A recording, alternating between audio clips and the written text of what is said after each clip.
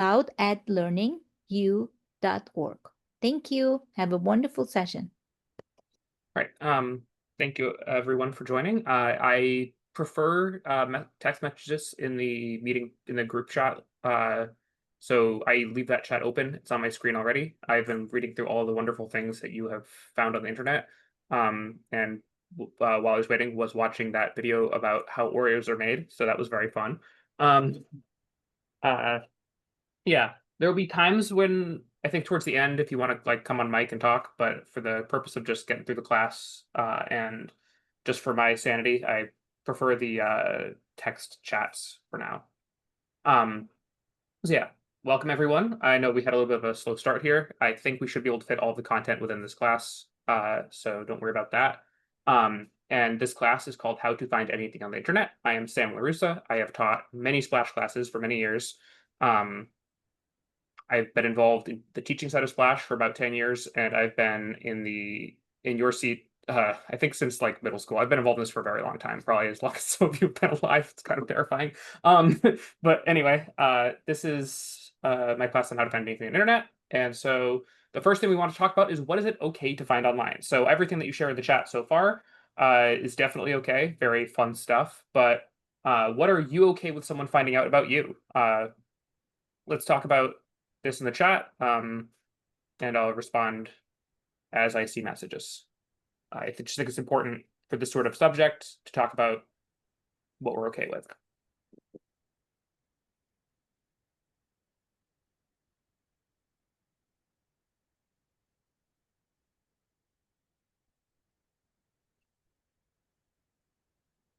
Right, someone says literally nothing that I've not expressed and extensively vetted. Expressed says, yeah, articles that they write. Okay. Anything that's purposefully shared. That one we'll get back to, because yeah, we'll get back to that towards the end of the class. That's an interesting point of what it is that you purposely shared online. Might be more than you think.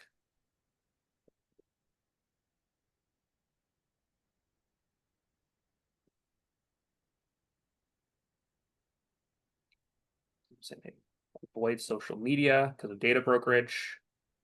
Get kind of into that.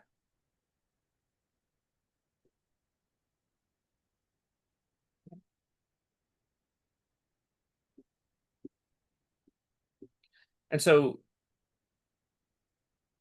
yeah, so there's generally a vibe here of like, okay, it's about consent. It's about what you chose to share online. Personal information, we don't want that. Yeah, things that we want to share. What is it okay to find online? So if we're talking about what we're okay with someone else finding out about us, what is it okay for you to find? Where do you have the same boundaries there? Um,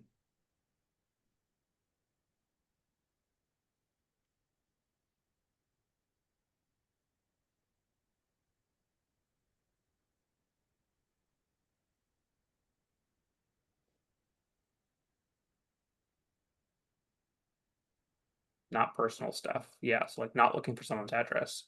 We call that doxing. That's not great. Yeah.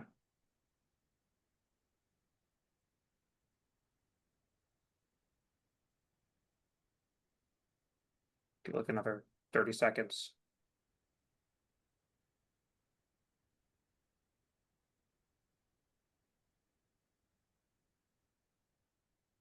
Okay, cool. So yeah, so like thinking about, yeah, someone says difficult because how do we know whether the person whose information it is wanted that information to be available? Even if it's easy to access. That's a great point, right? Because we don't know where information came from. Uh, so this class, I bring this up because this class is about something, partly about something called open source intelligence, or OSINT, which is using publicly available information to answer intelligence questions, right? Questions that are of information to anyone who'd be gathering intelligence, whether that's the FBI, police, private investigators, non-governmental organizations, business intelligence groups that may be looking to try to figure out the value of their investments. There's all kinds of people who engage in this sort of practices, and I want to show you some of the tools that I found. This is just a hobby for me, just to be clear, but I've just accumulated a bunch of stuff over the years, and it's fun to share. Um, I want to teach you primarily about primary sources. So this is, information that comes from the people who generate it, because I just find that very cool. I want to teach you how to answer what, when, where, and why, but I don't really want to talk too much about who, because as we're talking about in the chat, that gets uncomfortable, right? We don't want necessarily figure out where someone lives, how they spend all of their time. It can get really creepy really quickly. I don't want to teach anyone how to stalk anybody, and I would really prefer that you don't do that. I've never had an issue with that. People tend to have generally a good idea of what it is okay to find out about somebody online, which kind of amazes me that this is a problem in this day and age. We all seem to know where those boundaries are, but there we go. The second part of this class is going to be focused on internet security. This is something new that I've added to this course. I've taught this several times, but that'd be good to talk about the sorts of things that other folks were talking about in the chat, where it's like, okay, how do I make sure that my information is safe? And I want to talk about the kinds of information that we give out and some of the ways that we can secure ourselves. The elephant in the room, I taught this class for the first time, I think, in 2021, and things have changed dramatically since then. So the big question is, what about AI? Why bother taking this class and not just ask ChatGPT? So one of the big things about AI, and this is kind of an old joke I have, it's from last year about AI making things up, right? AI is made to make sentences that sound convincing. It was not necessarily engineered to be truthful.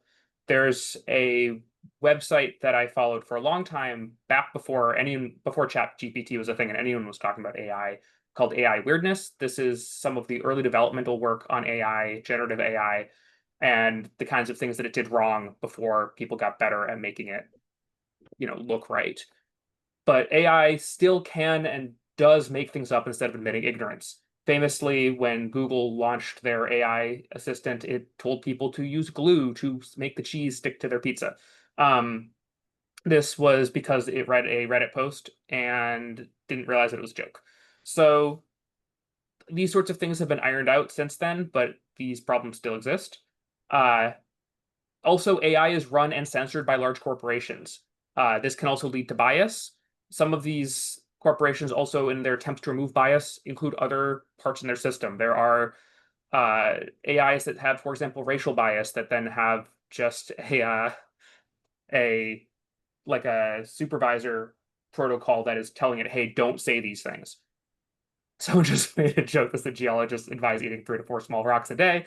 Yeah, that's the sort of thing AI could do by accident. Most importantly, AI is not a primary source. It's barely a secondary source. And primary sources are cool. Seeing information where it comes from, for me, is the coolest thing because we don't get to see that all the time. But AI is good for a few things. I found that it's been really helpful for me to find owner's manuals. Um, I don't know why, but it can pull up PDFs out of nowhere. Apparently, the geologist joke was something that Gemini said. So yeah, Google has made some mistakes. Uh, for some reason, lately, ChatGPT has gotten really good at playing GeoGuessr, so doing geolocation work. An organization called Bellingcat, which I'll come back to later, has a whole breakdown of different AI platforms and how they do at geolocating from a photo. I literally just tested this before the class out of curiosity. This is not foolproof. So this is a photo I took myself. It has not been online before. I asked ChatGPT where it was taken. It guessed that it was in a rural area of the northeastern or midwestern US. And crucially, it made two mistakes. First off, it did correctly guess it was in New York, but it made a guess and it claimed that this truck over in the right corner had a Little Debbie logo on it. It actually says it's a Utica thing because the picture was taken in Utica, New York. And so I don't know why ChatGPT could not read that sign, but here we are.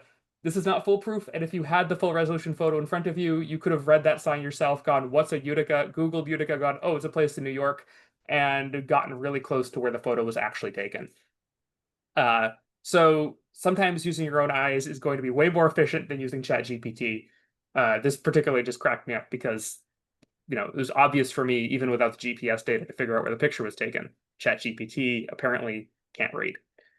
The moral of the story is verify like any source. Much of this course will focus on how to verify information. So, maybe you start with a ChatGPT query and go, does this make sense? And these will give you a lot of different ways to figure out if something makes sense. So the first part of this class, I'm going to talk about things you can use to navigate the world and investigate it around you. So if you're out on a walk, you're out exploring places, these are some neat tools that I've used to solve some personal questions. This is probably the oldest tool I'm going to mention, Google Earth. Still around. Before there was Google Maps, there was a program you could download to your computer called Google Earth. It gave you a full three-dimensional model of the Earth, as best as Google could make it. This is now a web app. You can just load this up in your browser, which is awesome. And it gives you historical data. So there's a little bar at the top that gives you a timeline, and you can select different points in time. Just as an example here, there's a neighborhood in Boston called the Seaport. It was originally a bunch of parking lots and old rail yards, and you can watch the transformation of that over the course of 15 years just by pulling that up on Google Earth and walking through that.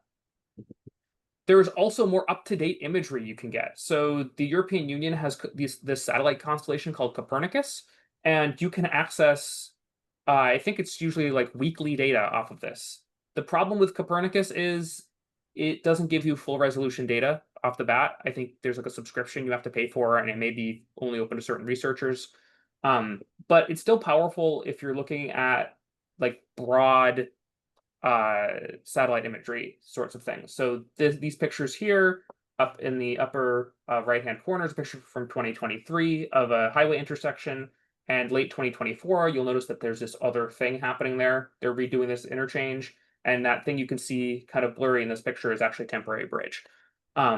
This is a very boring example, but this has been used by organizations to track things like military installations, because this is essentially week by week satellite imagery.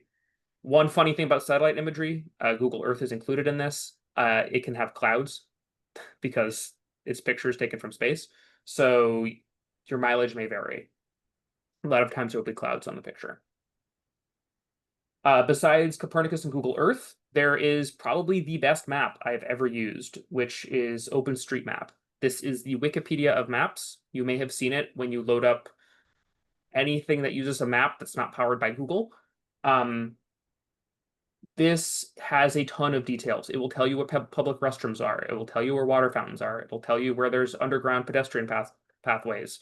Apparently, one of the students in this class has contributed to OpenStreetMap. So, but if you haven't heard of it, it is an incredibly powerful tool. And also, there are apps that you can get for your phone that allow you to save like full regional maps directly to your phone offline. So I have the entire state of Massachusetts as a map saved to my phone. Very handy if you are out of cell coverage. There's different apps because it's open source. I think the one I use is called Osmand. You can look around, look for OpenStreetMap applications. They're very powerful.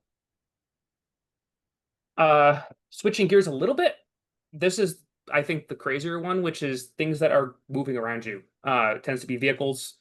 There's a lot of tracking data on these sorts of things. To start off, there's marinetraffic.com and similar sites that are used for tracking ships. Most ships have GPS receivers on them for a variety of compliance purposes, and you can track where they are. This was really fun when, well, not fun, but it got famous when the Ever Given got stuck in, was the Suez Canal. So there was that stuck boat blocking all of marine traffic, and people were using this website to track it. But this will track any large boat. The one I have up here on screen was actually a barge used in carrying explosives for a blasting operation in Boston when they're cleaning out the harbor.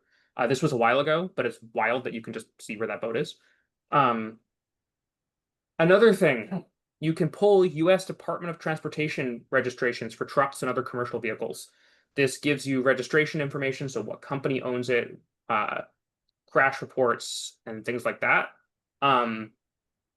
It's just handy if you see a blank truck driving by with just a US dot number on it, and you go, whose truck is that? What's going on? You can just pull it up. Also, like, it gives you accident records, so I don't know if that's particularly handy, but who knows? Local politics can get funny, and that's probably something useful. Finally, my favorite, which is ADS-B Exchange, which is used for tracking airplanes. So every aircraft in US airspace actually, I think possibly, I don't know if this is an international standard. It does show international planes, but they all have to have these transceivers on them. They're radio beacons, and people put out little antenna base stations that allow them to track all of the airplanes around them. This then is fed into a database, and so you can see where every aircraft is uh, right now, as long as the plane is on and has this transceiver activated. So last night I pulled this up. Turns out there was an A380 landing at the airport in Boston. So I could have gotten my camera out and taken a picture of a huge plane. This was also famously used during protests in Minneapolis in 2020 to discover that they were surveilling, the US government was surveilling these protests with a Predator drone. You can find drones and other similar like surveillance aircraft on these sorts of websites. Their tracks look really weird. They have like very geometric patterns that they'll follow. Uh, but this is generally like a good tool if you look up in the sky and go, what's going on? Uh, and then finally for this section, this is just kind of a weird set of tools that I found. I'm not sure what I'd use them for, but it's cool that they exist. The first one is something called Import Yeti. This tracks the customs registrations of shipments. So anytime a container, or yeah, this tends to be containers, like comes into a different country, the owner of that container is tracked by the customs agencies, and then that is public information. There's like some uh confidentiality things that can happen here now. So uh there's like not as much information as there used to be, but it's still interesting if you're curious, like, oh, is this company shipping more stuff these days? Are tariffs impacting who is selling things somewhere? And you can start getting answers for questions like that using sites like this. Something I found recently, I really don't know what I would use this for, but it's kind of wild, is that a lot of shipping containers, you can track down where they came from and where they're going based on the numbers painted on the side of them. So this is a shipping container I took a picture of at a on a train track in New York. Um, and in at the time in November it was in New York, but right now it is headed to Kingston, Jamaica.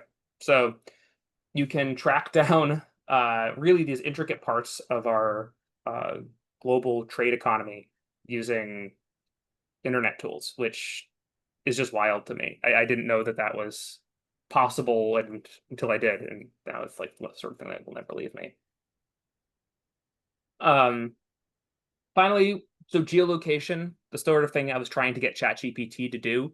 Um, this is essentially a picture is worth 1,000 words. So even the slightest bit of information can be used to find a location. AI is okay at it these days. My mileage has not been as good as Bellingcat's in their guide, but it's a good place to start potentially. This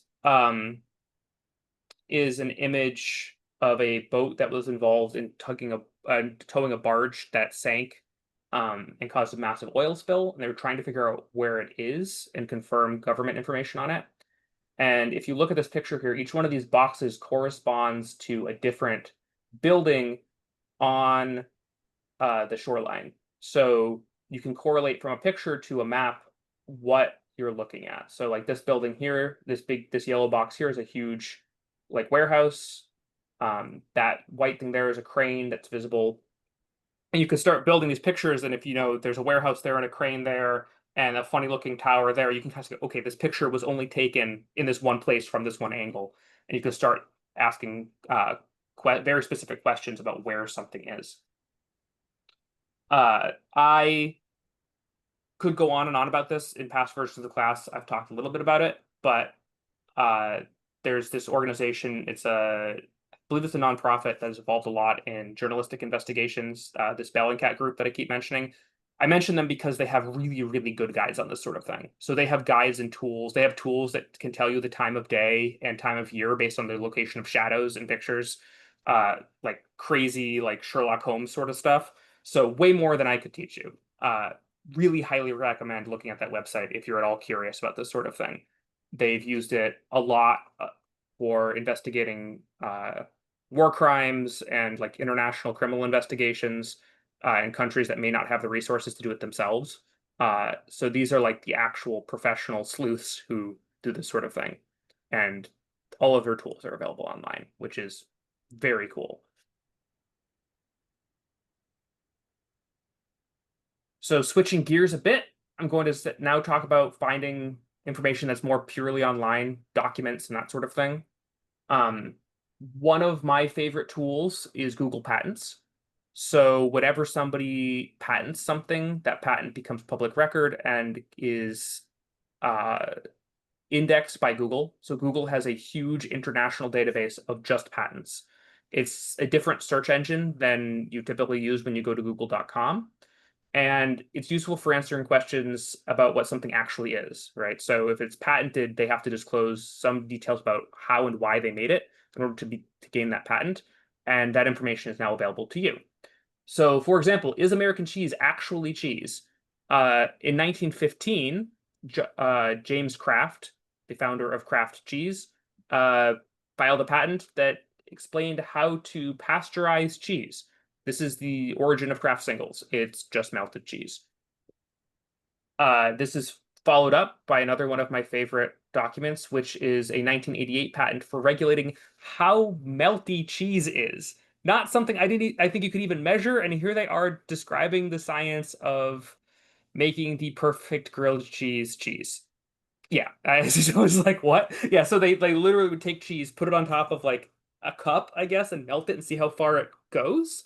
And I guess they just microwave it and see how far it can stretch, and different degrees of cross-linking between the proteins in the cheese itself dictate how melty cheese is, and I guess they found the best way to do this and uh, patented it. So for the duration of the patent, Kraft Cheese had locked down how to make the perfectly melting slice of American cheese. It's like a bizarrely specific thing. There's tons of this. Google Patents is covered in patents for the most specific thing that you didn't know existed. Um, and because if you want to secure something besides doing the Coca-Cola thing where it's trade secret and you keep the recipe locked in a box, you file a patent, and that information is both public and also secured against competitors as long as the patent is active, which I believe is somewhere around 17 years. So, yeah, this is an amazing tool for answering the weirdest questions. It's a little tough to figure out the right search terms, but it's worth playing with because the answers are bonkers. Um, talk a little bit about Wikipedia. Also, just citations in general are great. If someone says, "Hey, I got this information from somewhere," you don't have to trust that they interpreted it properly. ChatGPT is the same way. Sometimes it will cite something and just not read it right. Um, but you can read the source yourself. It's right there. Um, Wikipedia citations are really cool too because they're often backed up using the Internet Archive. This means that even if something happens to the website, you can go and view it anyway because it's archived forever. There's also citations on Wikipedia that link to offline sources. People will read books and they can cite them on Wikipedia. It's a good reading list if you want to go hunt down uh, obscure books and magazines.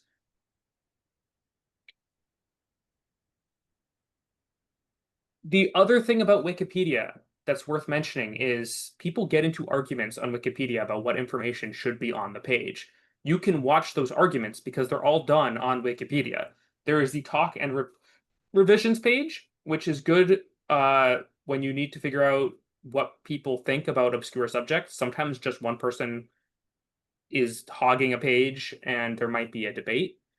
Uh, Also, are there similar pages? So, for example, a Learning Unlimited page, when I went and looked at it, um, they wanted to merge it with the page on Splash because they may be redundant. In the weirdest part of this, when I've edited Wikipedia a bit, and there was one for the DNA code and another one called the nucleic acid code. They're two words for the same thing. One of them had a lot more information than the other, and so I merged the two pages together. Um, but before I did that, you might have found the really weekly written page, and there might have been people in the comments saying, "Hey, we need to stick these two together," and they hadn't done it yet. So, highly recommend looking at the talk pages on Wikipedia.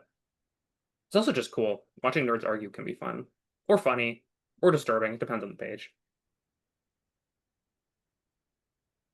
Talking about the Internet Archive. Right now, I think this might be the most important thing to know. The world is changing a lot these days, and you want to be able to watch that. So, archive.org is the big one. It's owned by the Internet Archive, which is an American nonprofit. I believe there are servers in Canada, but it's worth noting, where these things are located. Uh, the I pulled up the page for the EPA, the United States Environmental Protection Agency. The number of links on the page since the start of the new administration has gone down a lot. And you can see what was removed and what was changed by going to the Internet Archive and flipping through different dates. Um, it's worth being able to see how people change information based on who is in power. Um, and this is one of the big ways that people do that. If you hear, oh, such and such a number of pages were removed from a government website, the way you can tell that is by going to archive.org, pulling up the old page, and looking through it. Archive.org is not the only archive website. There's another one called archive.today. They feel sketchier. I don't know exactly who's running it. I haven't dug that information up, but it's been around for just about as long. One of the neat things about archive.today, though, is that it creates a static archive.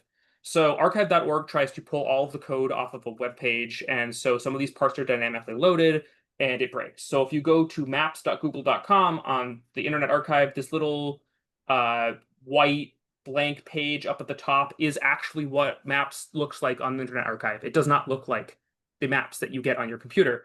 It just gives you the word menu, the word search, and the word directions. Useless.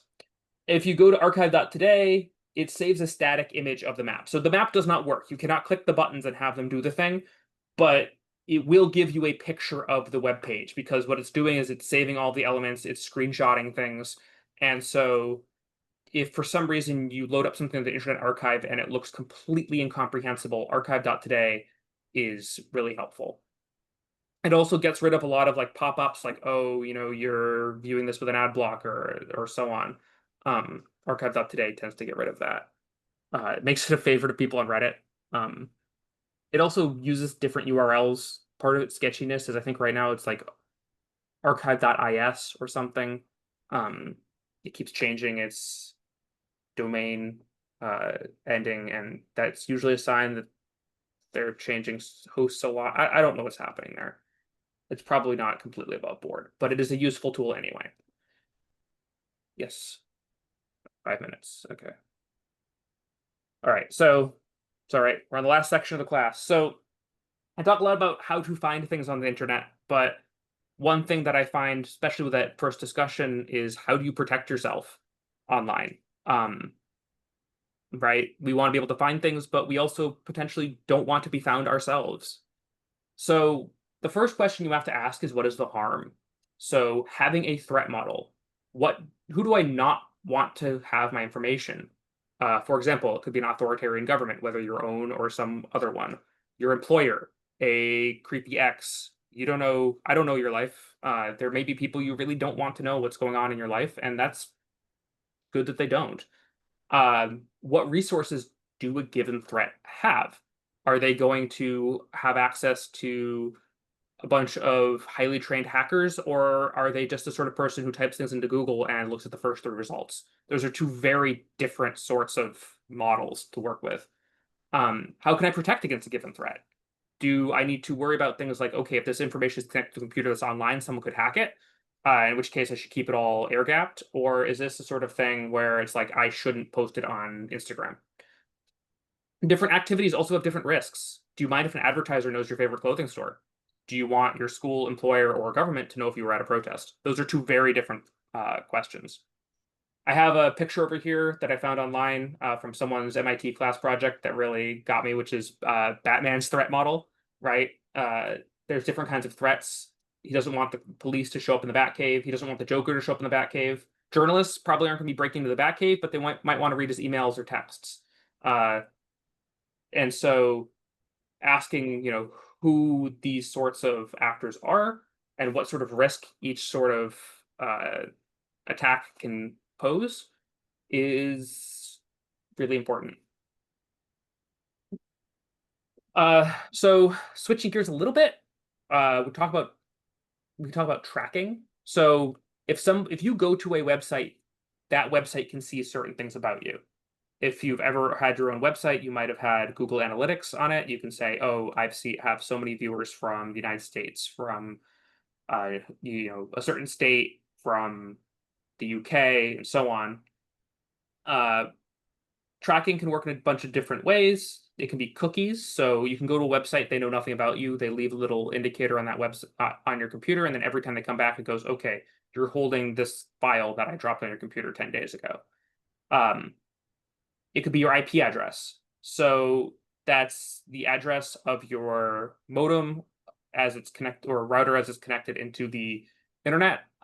This tends to come from your internet service provider. It gives a rough idea of your location, although that number is now dynamic. It's not just yours. Your ISP might swap it around over time, although they probably know where it's been. Logins. If you're logged into Facebook, a lot of times other websites can see that you're logged into Facebook or Instagram because they're the same company. Um, that can be used to track you.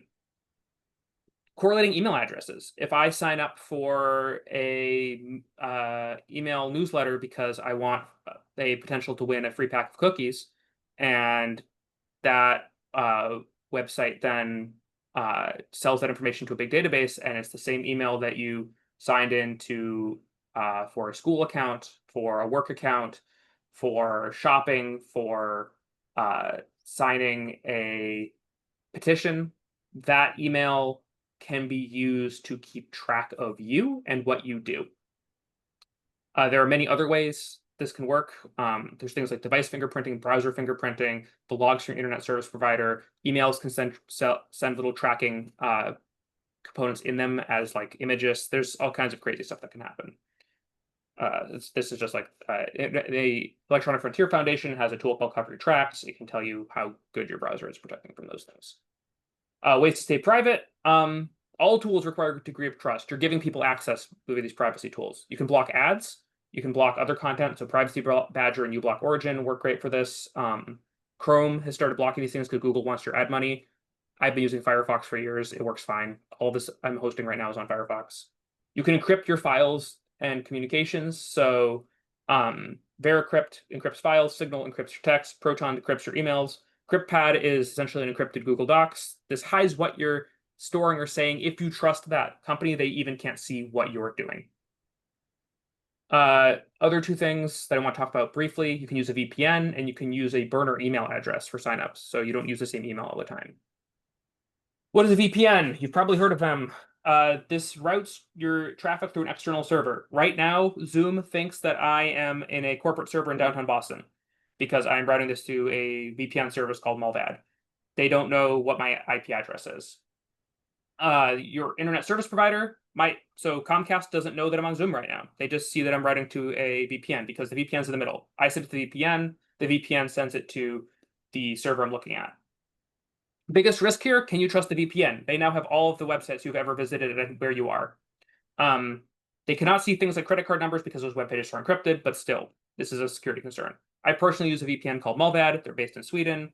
They seem kind of paranoid, and I like that. Last but not least, making a burner email. Spammers also do the same thing. That makes this hard. You can use a site like Gorilla Mail. This is often blocked because of spam reasons, but it gives you disposable email address. It's completely insecure. You can also sign up for services like Proton Mail. They don't always require you to give them an email or phone number. Finally, your pictures. Remember that geolocation stuff? That can happen to you. If you're like, I only share certain pictures on Instagram and I don't geotag them, well, people can figure out where those pictures are taken. You're always giving away more information than you think. Yeah.